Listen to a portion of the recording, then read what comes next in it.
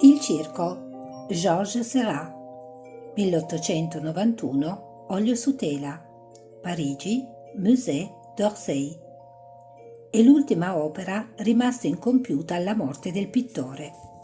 Può essere confrontata con un dipinto di Toulouse-Lautrec al Circo Fernando del 1887-1888, conservato all'Art Institute di Chicago.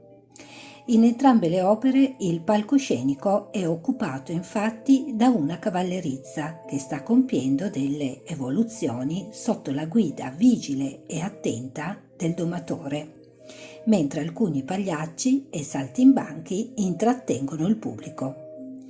Se la tela di Toulouse-Lautrec orizzontale privilegia quanto accade sul palcoscenico, lasciando poco spazio agli spettatori, il quadro di Seurat verticale dà ai due elementi uguale importanza.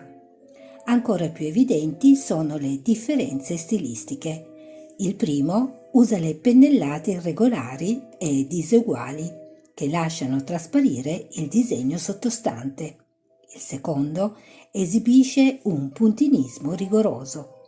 È molto interessante notare l'analisi sociologica sugli spettatori, con i più ricchi ed eleganti nelle prime file e gli operai in fondo.